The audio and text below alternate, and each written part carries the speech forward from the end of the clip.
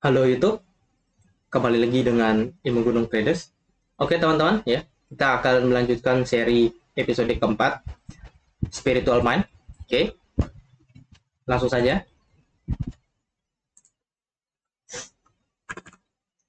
Seperti biasa, sebelumnya disclaimer dulu ya. Perlu teman-teman ketahui, investasi ataupun trading di pasar finansial itu memiliki risiko, dan Anda bisa kehilangan uang, bisa mengalami kerugian, ya, bisa bangkrut. Belajar dulu, cari informasi dulu, cari mentor dulu, konsultasi dulu sama orang yang sudah berdagang, ya. Jangan asal terjun ataupun ikut-ikutan teman yang mengajak. Hati-hati, Anda kehilangan uang, nanti Anda malah pusing dan stres ya. Oke, itu saja. Terima kasih perhatiannya. Oke, kita akan melanjutkan seri kita ya, spiritualitas sebagai pintu sukses trading. Oke, episode 4, ketamakan, ya, keserakahan. Dalam bisnis ini sangat mudah untuk menjadi tamak. Mudah untuk berpikir berapapun yang Anda dapat belumlah cukup. Jika Anda mendapatkan keuntungan 200 poin, Anda ingin 300. Jika Anda dapat 300, Anda ingin 400. Kekurangan rasa puas adalah alasan utama mengapa orang tidak berhasil dalam perdagangannya ya. Jadi masalah trader nih sering kali ya, serakah. Satu hari sudah dikasih $50, nggak mau. Mau lagi 100, tambah 50 lagi. Trading lagi, udah dapat 100. Ah, nggak mau, nanggung. 50 lagi deh, istirahat saya. Sudah dapat 150. Ah, nanggung, dikit lagi lah 200. Biar genap. Ya udah. Trading lagi, akhirnya loss. 50, loss lagi, 50, sisa 50. Akhirnya apa? Dia pikir, ya udahlah sisa 50, saya trading lagi lah. Loss ya loss lah, untung ya untung. Ya, dia sudah frustasi, dia sudah putus asa. Akhirnya apa? Hilang semuanya. Anda sudah profit 150, tapi Anda malah hilang semuanya. Nah, itu karena apa? Tamak, serakah ya.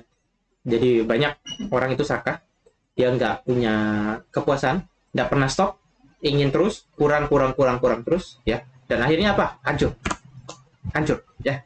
Mungkin cara menghindari ketamakan dalam trading adalah menemukan sebab mengapa sangat gampang menjadi tamak di dalam pasar. Akar ketamakan datang dari kepercayaan bahwa sesuatu tidak pernah cukup.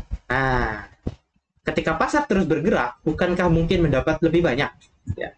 Seorang yang tamak tidak akan pernah puas, mereka selalu menginginkan lebih, tidak peduli berapa yang mereka punya. Nah, nih, yang nomor 2 ini, ya, kalimat yang kedua, ini sangat sering terjadi. Ya, nih, jika harga itu turun, ya, misalnya teman-teman sudah entry di sini, entry target, ya, SL di atas. Nah, tiba-tiba nih naik dikit turun jauh. Nah, teman-teman berpikir, wah, harusnya tadi saya nggak usah close ya. Harusnya saya tadi sudah saya nggak usah take profit ya. Gitu loh. Harusnya saya tahan aja. Ini turunnya jauh. Ini mindset dasar-dasar orang serakah kayak gini. Ya. Ya. Saya sudah sering ketemu orang kayak gini. Ya. Ketika target 100 pip, harga gerak 300 pip, dia ngomel. Padahal dia profit loh. Dia udah dapat $100. Dia ngomel. Wah, ini seandainya tadi saya nggak close ya, saya harusnya dapat $300.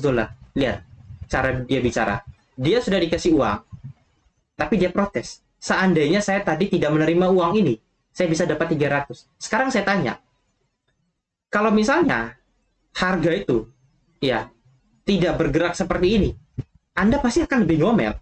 Kenapa? Karena Anda tidak dapat 100, Anda malah rugi. That's it. That's the point. Ya, orang berpikir bahwa jika harga itu semakin jauh, ya, mereka mendapatkan uang lebih banyak. Tapi mereka tidak berpikir bahwa seandainya mereka tidak punya target, tidak menentukan target, dan harga itu melawan arah mereka, yang nggak dapat apa-apa. Yang harusnya dapat $100 tadi, malah jadi minus $20, $30. Karena serakah, karena pengennya 300. Jadi harga itu sudah dapat $100, Anda sudah mendapatkan istilahnya target $100, tapi Anda targetnya 300, Anda mau close, tiba-tiba harga balik arah. Ya, balik arah harga. Akhirnya loss. Yang harusnya tadi kalau Anda ambil $100 tadi Anda dapat, Anda tidak ambil karena Anda targetnya 300, Anda malah loss. Ini yang sering terjadi, keserakahan. Ya, dia merasa bahwa sesuatu itu tidak akan pernah cukup. Di market ini pokoknya kalau bisa dari pagi sampai malam itu saya ambil semua uangnya. Kalau teman-teman ketemu orang seperti itu, tolong sarankan dia pergi ke rumah sakit jiwa. Kayaknya udah gangguan jiwa itu orang seperti itu. Ya. Kenapa? Karena isi kepalanya itu udah kena hipnotis itu, ya udah kena propaganda. Ya hati-hati. Orang yang tamak, orang yang serakah itu dia tidak pernah puas. Mereka itu pengen menginginkan sesuatu yang lebih gitu loh. Dia nggak peduli apa yang sudah mereka hasilkan gitu. Ya misalnya, ya setiap bulan misalnya saya dapat $300. Saya lihat orang lain, saudara saya mungkin, atau saya ngelihat trader lain, oh ini dapat 1.500. Saya iri, wah ini dia 5 kali lipat. Harusnya saya ikutin dia cara tradingnya. Saya ikutin. Akhirnya apa? Rugi. Kenapa? Mungkin nggak cocok. Mungkin juga rezeki saya cuma 300 gitu loh. Atau saya lebih dikit lah, 350. Tapi karena saya nggak bersyukur, saya ikut-ikutan orang, saya paksain trading terus. Saya pengen menjadi seperti dia. Ya, jadi saya misalnya tradingnya 1 bulan 10 kali. Ya, orang lain 20 kali. Ya udah saya tradingnya 20 kali. Tiba-tiba 10 kali Anda benar, 10 kali Anda loss. Harusnya kalau Anda tradingnya cuma 10 kali, Anda masih profit. Tapi ini 10 kalinya loss lagi. Jadi sebenarnya Anda malah profitnya malah terpotong. Nah, itu ketamakan itu. Ya. Jadi ketika mereka mengalami yang namanya kemenangan ya, win, win, win, win, 5 kali dia win. Nah, mereka nggak stop. Mereka misalnya di sini udah dapat 100. Mereka berpikir bahwa oh ini kalau dilanjutin kita akan win-win-win. Apa yang terjadi? Bisa loss. Bisa loss, winnya sekali. Akhirnya dari 100 ini mungkin di sini hanya sisa 70. Dari 100 jadi 70. Ya, Anda capek lagi nih ngelakuin trading seperti ini. Ya, nah ini ketika Anda serakah, otak itu nggak jalan. Otak itu menjadi bodoh. Otak itu menjadi beku. Gitu loh. Kenapa? Karena emosi. Gitu, ya, emosi. Tampaknya alasan kenapa orang menjadi tabak ketika berdagang adalah karena mereka memasukkan faktor non pasar. Seperti misalnya kebutuhan besar mereka terhadap uang. Kenapa mereka membutuhkannya? Mereka tidak sanggup kehilangannya dan sebagainya ke dalam pasar dan mengaplikasikannya dalam perdagangan mereka. Saya tidak pernah berpikir saya akan memiliki mobil sport mewah saat saya mulai trading. Saya hanya ingin belajar dan menghasilkan uang secara konsisten. Berapapun itu saya terima, dan setelah saya menjalaninya, saya rasa keuntungan saya cukup. Saya tidak ingin berlebihan. Tuhan cukup adil di dalam hidup saya, dan saya mensyukuri itu. Ya, dari saya sendiri, founder IGFX. Ya, jadi kebanyakan orang ini dia ketika trading itu dia masukin hal-hal yang nggak penting di market itu ya. Jadi dia mikir, wah ini kalau saya trading 1 bulan, 2 bulan, ya profit seperti ini terus, saya bisa beli Ferrari nih, saya bisa beli Lamborghini gitu ya. Jadi dia mikir, wah ini saya bisa beli smartphone baru, saya bisa liburan, nginap di hotel mewah sampai 1 tahun ya, nggak perlu kerja, ya apapun itulah, dia mikir-mikir hal-hal aneh gitu ya, dia berhayal. Nah, berhayal lah, menghayal gitu ya. Sedangkan ya saat kita trading ya kita fokus aja sama apa yang kita lakukan. Ya, makanya yang saya pikirkan adalah ketika saya trading, saya nggak ada tuh mikirin misalnya saya ingin beli mobil sport segala macam, ya nggak ada gitu. Karena nggak masuk di akal gitu loh. Ya trading aja gitu. Belum tentu Anda untung juga, belum tentu profit juga gitu loh. Anda belum tentu profit, Anda sudah ngomongin hal-hal aneh. Kan itu halusinasi gitu loh. Sudah ciri-ciri orang sakit jiwa gitu. Ya trading aja, nggak usah mikir hal-hal aneh gitu. Belum tentu Anda profit, itu yang selalu Anda harus ingat gitu. Ya, dan ketika udah dijalanin, ya cukup aja gitu loh, cukup gitu loh. Nggak terlalu berlebihan juga gitu. Dan nggak pengen berlebihan gitu. Saya rasa cukup gitu. Ya, karena ya kembali lagi tuh, saya rasa itu udah rezeki saya. Tuhannya adil ya, Tuhan sudah sangat adil, dan saya mensyukuri itu udah selesai gitu loh. Kebanyakan orang di sana kan trading pengennya apa? Pengennya mau belinya aneh-aneh gitu, pengennya pakai duit itu untuk hal-hal yang aneh. Nah, itu kan ujung-ujung membuat Anda itu jadi nafsu gitu loh. Ya, teman-teman harus tahu ya, ada yang namanya nafsu ya dalam diri manusia. Jadi manusia itu tidak pernah suci gitu loh. Nggak ada manusia yang suci, namanya juga manusia gitu. Bisa punya dosa, teman-teman. Bisa punya nafsu ya, suci itu cuma malaikat mungkin. Ya. Jadi, ketika Anda berpikir bahwa Anda itu istilahnya bisa mendapatkan apa yang ada dalam pikiran Anda, ya bisa. Tetapi, ya itu tidak dilakukan dalam 1 kali perdagangan. Ya, itu bisa bertahun-tahun. Ya, bahkan puluhan tahun, belasan tahun proses. Ini baru trading 1 bulan, langsung mikirnya aneh-aneh. Gara-gara apa? Lihat, influencer sana sini, sosmed trader, segala macam, yang pamer profit ini itu. Sekarang saya kasih tahu, orang-orang seperti itu omong kosong, saya bilang. Omong kosong. Kenapa? Ya karena kalau mereka sudah cuan banyak, ngapain mereka main sosmed? Ya, ngapain Bill Gates bikin TikTok? Ngapain Mark Zuckerberg itu joget-joget di TikTok? Ngapain jedak-jeduk di TikTok? Ya, orang-orang kaya di luar sana itu ngapain dia main TikTok? Ya, nggak mungkin. Kalau dia memang sudah beneran kaya, dia nggak akan main TikTok, dia nggak akan main sosmed, teman-teman. Ya, Paling orang-orang seperti itu kerjaannya ya bangun tidur itu sudah duduk depan kolam renang, gitu loh, sudah berenang, bersantai, ya kan. Mereka jalan-jalan, naik helikopter, gitu. Ya, jadi Anda itu harusnya sadar, gitu. Jangan terjebak, jangan terjebak, percaya. Mereka itu omong kosong. Ya, mereka itu menawarkan istilahnya hal-hal yang tidak masuk akal dan Anda akan nafsu. Nafsu itu pasti. Itu yang membuat nanti Anda itu saat trading nggak objektif. Pengennya, oh ini saya harus seperti ini, saya udah harus punya Lamborghini 2 nih, gitu loh, tahun depan. Nah, tiba-tiba apa? Bukan Lamborghini yang Anda dapat gitu ya. Semua isi rumah Anda jual, bangkrut, gitu loh. Ya, tiap hari Anda itu nongkrongnya di Pegadaian. Ya, Anda gadai semua isi rumah. Nah, itu karena apa? Anda serakah. Gitu loh, ya, serakah. Serakah itu harus diingat. Hati-hati. Jadilah orang yang bersyukur. Tapi hal ini tidak masuk akal karena faktor-faktor non-pasar tersebut tidak ada hubungannya dengan pergerakan pasar. Walaupun faktor-faktor tersebut mungkin benar adanya, tapi sekali lagi tidak ada hubungannya dengan kemana tujuan pasar, ya. Jadi membiarkan hal-hal tersebut mengontrol keputusan perdagangan membuat Anda tamak, ya. Hal itu membuat Anda menginginkan lebih, ya, daripada yang mungkin ditawarkan. Hal itu membuat Anda tidak bertindak berdasarkan kepentingan utama Anda, ya. Jadi mungkin ya benar gitu. Ketika kita trading, ya pengen lah, ya saya juga punya tujuan trading, ya. Pengen biar anak bisa sekolah di tempat yang mahal, ya, bisa punya kehidupan yang lebih layak dan sebagainya. Ya, tetapi ya saat trading ya kita akan melupakan itu dulu gitu loh. Kenapa? Ya karena belum tentu kita menghasilkan keuntungan, teman-teman, gitu loh. Saat Anda trading emang Anda sudah pasti untung kan, belum tentu, bisa jadi loss lagi. Nah, kalau loss gimana? Gagal kan jadinya. Nah, gitu loh. Ya, memang kita punya keinginan gitu. Semua orang punya keinginan, semua orang itu punya impian, punya tujuan, punya goals. Tetapi jika Anda memikirkan itu saat Anda trading, nanti Anda nggak objektif, Anda nafsu. Gitu loh. Ya, jadi saat Anda trading, kosongkan pikiran, ya. Anda harus istilahnya itu pikiran itu harus kosong dulu, tenangkan dulu. Jangan mikirin hal-hal yang aneh. Takutnya apa? Nanti nggak objektif. Anda itu tidak bisa melihat pasar dengan tenang, nanti nafsu. Ya, ketika Anda melihat, oh ini kalau saya masuk sekarang saya bisa sekian sekian sekian, Anda akan ngomong seperti itu nanti. Nah, orang-orang seperti itu ya itu seperti saya bilang lagi ya. Nah, nanti teman-teman itu konsul dulu ke rumah sakit jiwa ya, ke psikolog ya. Bisa jadi ada kelainan mental itu kalau kayak gitu. Kenapa? Karena jangan sampai Anda kena propaganda psikologi, teman-teman. Ya, propaganda psikologi yang ada di pasar itu sebenarnya adalah pertama adalah ketakutan, ketakutan dan keserakahan. Nah, kalau Anda sudah serakah, itu susah. Susah berhenti, kayak orang berjudi lah. Ya, kayak orang berjudi.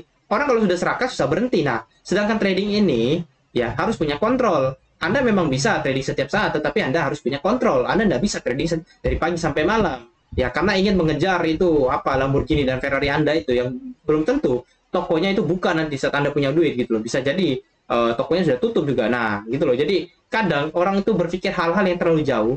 Ya, mereka tidak memperhatikan apa yang ada di depan mata mereka. Dan itu tidak ada hubungannya gitu. Apa hubungannya? Misalnya Anda beli Ferrari dengan market itu naik dan turun gitu. Ya, mungkin benar. Oh ya, kalau saya misalnya nyari buy dan ini profit, ya Anda bisa beli itu. Ya, well, tapi kapan?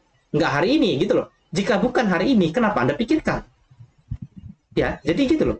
Kalau bukan hari ini, kenapa Anda mikirin itu? Nggak usah. Ya kan? Kan Anda nggak beli hari ini. Kan Anda nggak mendapatkan uang sebanyak itu hari ini. Ya nggak usah dipikirin dulu.